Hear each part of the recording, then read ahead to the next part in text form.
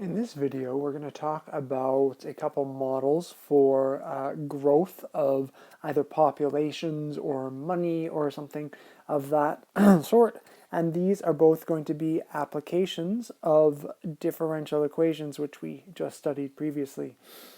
So the first model is exponential growth, and this is going to turn out to be exactly the same as you have seen in previous courses, but come at from a different perspective.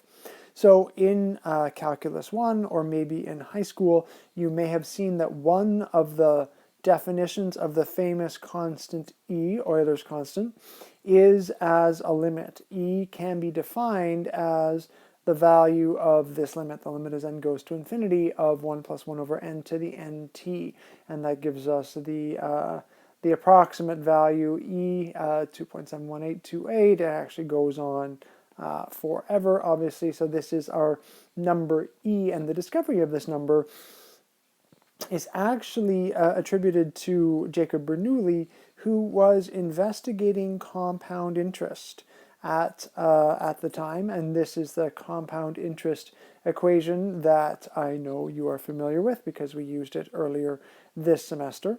And if the number of compounding periods n is let to go to infinity, well, then you have a limit which is very similar to this limit up here, except that you have r in the place of 1, and it can be shown quite easily that this r just leads to an r in the exponent. And so if you've got p times 1 plus r over n to the nt, and you're taking the limit as n goes to infinity, then you end up by getting pe to the rt, or the equation as it may have been given to you in the past, apert, ape to the rt, and this is called the continuous compounding equation. So that's one way of getting at that equation. Another way to arrive at the same equation is through differential equations, and modeling of this kind of growth, exponential growth, rests on one assumption,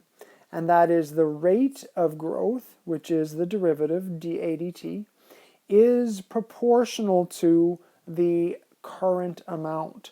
And proportional means it's a constant multiple of. And this assumption might very well apply to the growth of a population as well, in which case we tend not to use A, but we tend to use P for a population, right? So whether you're using A or P, the same principle, the same assumption applies. And so here, if we put these things together, we get an IVP, an initial value problem that we want to solve. So that the rate of growth is proportional, a constant multiple of the amount. And in financial applications, we usually let the original amount be called P for principal. But if we're talking about the growth of a population, the exact same assumption can hold true. And typically for a population, we reframe the situation as dp dt is k times p, and the initial population is p0. But it's the same. It's the same differential equation relabeled.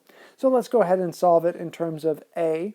And so we are going to write in differential form here, right, which looks like we're multiplying up the dt and dividing down the A. And then we are going to integrate on both sides. And so the integral of 1 over a is the ln of the absolute value of a. The integral of k dt is kt plus c. Remember that we need a constant only on one side. If we isolate a, so we're going to take the exponential of both sides, then the absolute value of a is e to the kt plus c. If a is an amount, we can make the assumption that a is greater than 0, and so that a is, and then we're going to use a law of exponents here and write this as a product, e to the c times e to the kt. But if c is just a constant, then e to the c is just a constant, so we might as well call that c2. So a is c2 e to the kt. Now, we're given an initial condition. We're given that at time t equals 0, a is equal to p. So if we plug that in, p is the a value when you plug in t equals 0.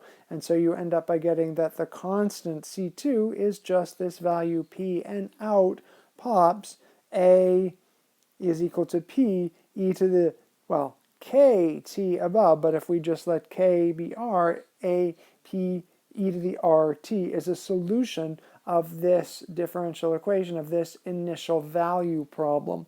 So that's another way of getting at that equation as through a differential differential equation model with an assumption about the rate of change being proportional to the current amount. So let's go do a couple of examples using this equation, and these examples are going to be the same types of examples that you may have seen before when you were just given the equation, a is equal to p e to the rt, but now you know where it comes from. So example 1, under continuous compounding is telling us exactly this, that we're using the exponential growth for compounding. At an annual interest rate of 2%, how long will it take for an investment to double? So here's the solution.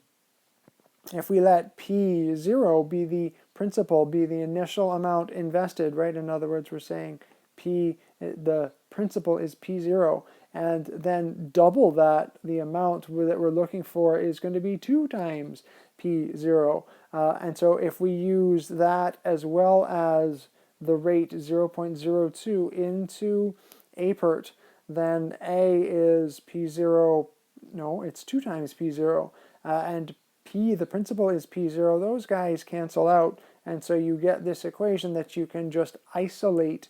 You can just isolate for t, taking the logarithm of both sides. You get 0.02t is the ln of 2, dividing by 0.02, which is like multiplying by 50. So 50 ln 2 is approximately 34.7 years. So that kind of example should feel familiar to you from other contexts. Let's do one more, and then we'll see a new kind of growth, logistic growth. So number 2, the number of people infected with a virus is growing exponentially. 2 days ago, 300 people were infected. Today, 375 people have the virus. How many people will be infected in a week, 1 week from now? So we're going to use the same a is equal to p e to the rt, except we are going to rephrase it in terms of population. So instead of a, we're going to say p of t. Instead of the principal, we're going to use the amount, the initial population, and e to the kt. So we're going to let t equals 0 be 2 days ago. It's a word problem. I can choose how to set up my variables. So I'm going to let the initial population be 2 days ago. So when t equals 0, the initial population is 300. That's what I was told right up here in the problem. Which means that today, well, it's 2 days later than 2 days ago, so that's 2. Today is t equals 2. And we are told that today, at p of 2, when t equals 2, is 375. So using this equation with p0 equal to 300, I get 300 e to the k times t equals 2. This is going to let me find this value k that I will use to solve the problem.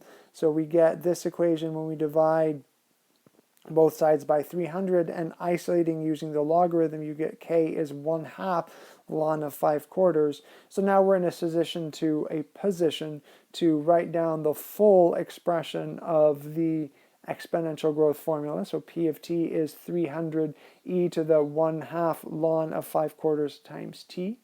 And in a week from now, if today is t equals 2 and I'm adding a week, 7 days, then I'm talking about t equals 9. So p of 9 is, well, you plug in 9 for t and you get this expression, which if you evaluate and round up, because we don't want fractional people walking around, you've got about 819 people. So those examples should feel very familiar, right, from this equation, but that equation was solved by using a differential equation. So now another kind of growth that you probably have not seen before. that you probably have not seen before is logistic growth. So logistic growth is a modification of exponential growth to bring in the concept of a maximum size. So there might be limited resources or constraints on the population or whatever it is that is growing. There may be the maximum size that the population can reach, and that maximum size is typically called the carrying capacity of the environment and is given the symbol M. M is the carrying capacity. So if we're talking, let's frame this one in terms of a population. If P is P of T, is the population at time T, the logistic differential equation is this. So this is the logistic differential equation. And if we compare to the exponential growth differential equation, which was this in terms of a population, we see that we have an extra factor. Here we have an extra factor. So let's just take a quick look and see what that extra factor does to the assumptions in the context here. So when the population P, if it is a very, very much smaller, that's what the double less than signs mean. If the population is a whole lot smaller than the carrying capacity, than the maximum population, then this fraction here, P over M, is well, the smaller P is, the smaller that fraction is. And so as we get really, really small, that fraction is approximately 0. And if that fraction is approximately 0, then this factor is approximately 1.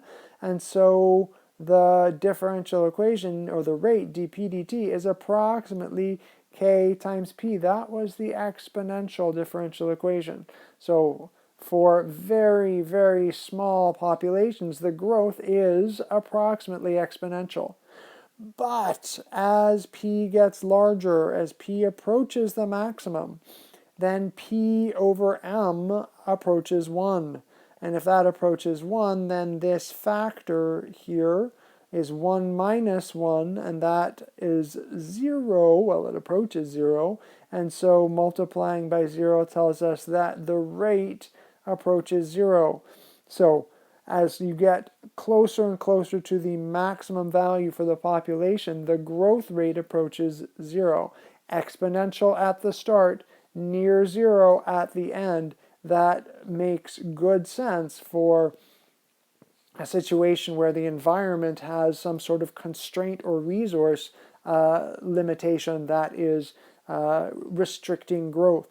So let's go ahead and solve this IVP. We're going to solve, here is the logistic equation, and we're going to add in an initial condition that at time t equals 0, P sub 0, P naught, is the initial population. Here is the initial population. And this is called the logistic differential equation. So if we want to solve this, well, the first thing that we're going to do is put the fraction here on a common denominator. And then we're going to separate. It's a separable differential equation. If we divide this over one side and divide and multiply this up, of course, that's not actually what we're doing, but as a memory aid, that serves perfectly well. And then you are ending up with here m over p times m minus p, right? If you divide, that's like multiplying by the reciprocal. And then you get k dt on this side. Well, the right-hand side is super easy to solve. The left-hand side requires a little bit of finagling, and that finagling is going to involve partial fractions. Partial fractions, any technique, right? Any of the techniques that we have seen might appear in a separable differential equation, and this one just happens to use partial fractions. And so we have two linear factors in the denominator, separating them up as different fractions and solving using our magic value method. Using our magic value method, we end up by finding that both of the numerators are equal to 1. So this integral can be replaced by the integral of 1 over p plus 1 over m minus p dp. These are both logarithms, so mini substitutions. many substitutions will end up by giving you this. Whoops, and there's a tiny little mistake here. We have a negative sign in front of the p, and so this mini substitution should have given us a negative sign there, which is why we have a law of logarithms that can be applied to give us the fraction here. The difference of logs is the ln of the quotient. So we've got the ln of the absolute value of p over m minus p, and the right-hand side just has been carried down here. Now, if we want to solve for p, that is our ultimate goal here, we want to have this unknown function p of t solved for. That's your goal in a differential equation, to solve for an unknown function. Well, we can take the exponential of both sides, so get rid of the logarithm by writing e to the right-hand side. Now over here, if we make the assumption that both the population and the maximum number are positive, then I can drop the absolute value signs here, split the exponential as a product here, as we did in the previous case. This, if c is a constant, then this is just some constant c2, and then we've got to go through a little bit of extra algebraic maneuvering to solve for p, because we've got p in two places. So if we multiply up m minus p and then distribute, if we distribute the c e to the kt, we get this. Adding the term with p on both sides and factoring out the p, we get 1 plus the constant times e to the kt, dividing by that, and we've got here p has been isolated, but this, I mean, this is perfectly correct, but this is not the usual form that the equation is given in, so we're just going to clean it up by multiplying or dividing, as you would like to call it, by this c e to the kt, which is going to get rid of that factor in the top, is going to turn this guy into a 1, and is going to turn this into, if I make the exponent negative here, 1 over c2, but 1 over c2, if a constant is just a constant, then 1 over that constant is still a constant, so we'll call that a. So we'll call that a. So there is our equation p of t. But we've got this unknown constant a to deal with here, and that a is going to be evaluated using the initial condition. Using the initial condition that the initial population is p0. So if we plug that in and isolate a, you end up by getting this expression, which has the carrying capacity and the initial population in it. And so here is the full logistic growth model. So the logistic growth equation is this one here. P of t is m, the carrying capacity, which is the maximum population, divided by 1 plus a to the a times e to the minus kt.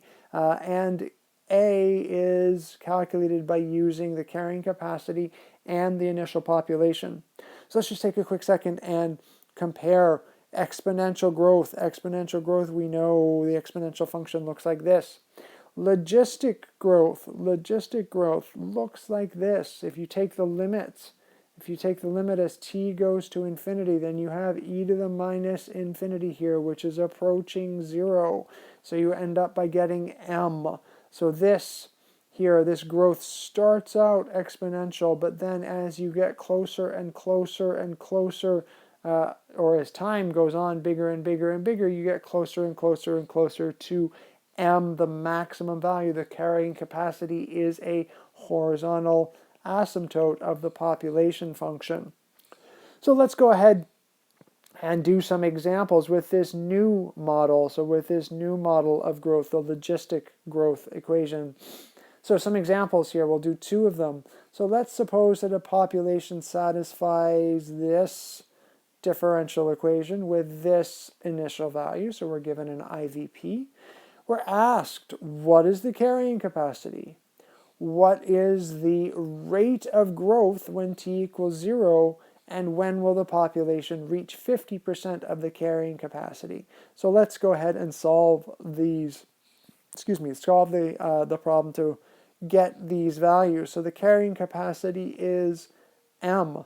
So what we are going to do what we are going to do is we are going to transform this equation into the logistic growth differential equation, and we know, because we have just solved it, that the logistic growth differential equation is this one, is dp dt is k times p times 1 minus p over m. And so if we just retool our differential equation here by factoring out 0.4p, then we are left with this. And if we rearrange this to get the form of p over m, so just a little algebraic re-expression, we can read the k.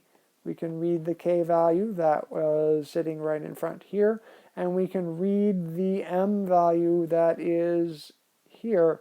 And so our answer for the carrying capacity, given the form of the equation, the carrying capacity is 400. So what is p prime of 0? What is p prime of 0?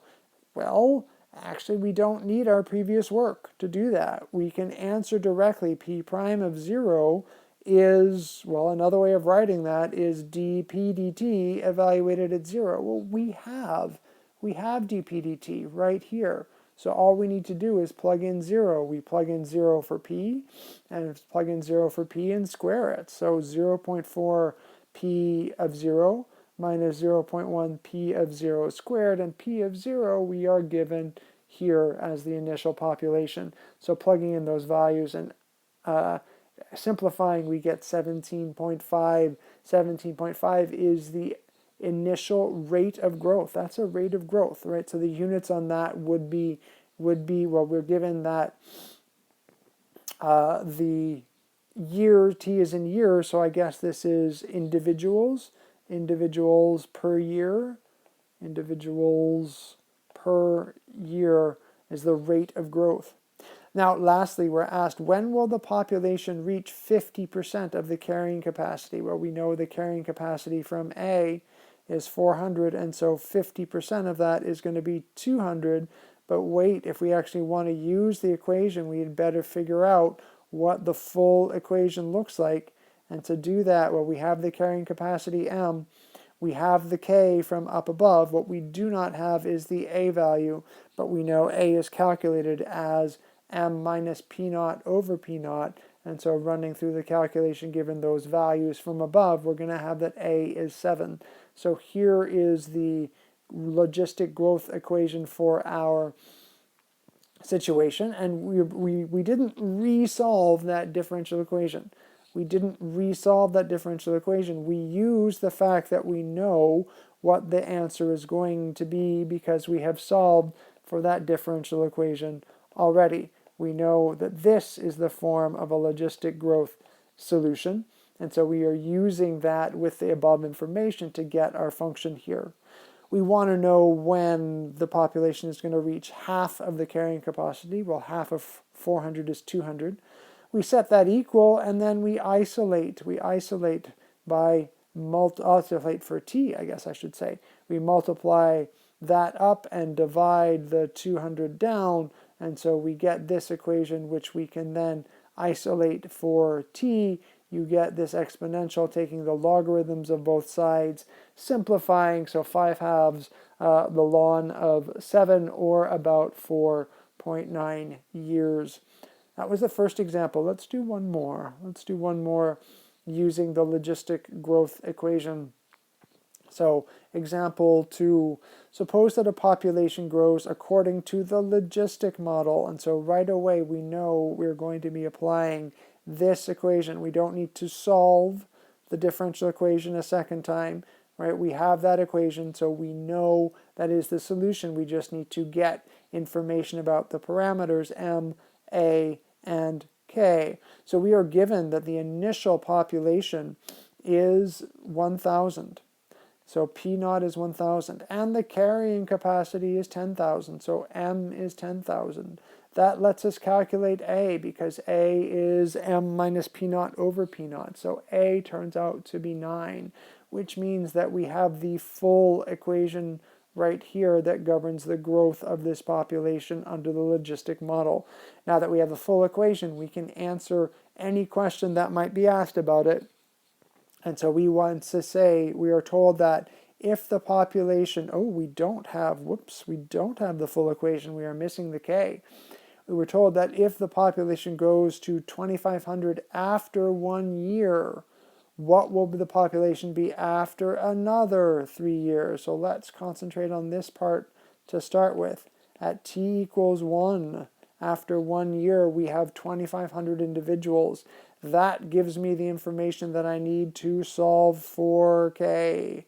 To solve for k, k is not 3, k is ln 3. So solving here, right, all we're doing is isolating for k, this time the same way we did for t above. Now that we have this, now that we have the full equation, well, now we can answer questions about it, and we are asked for 3 more years. So if we were already at 1 year and 3 more years means that I'm plugging in t equals 4.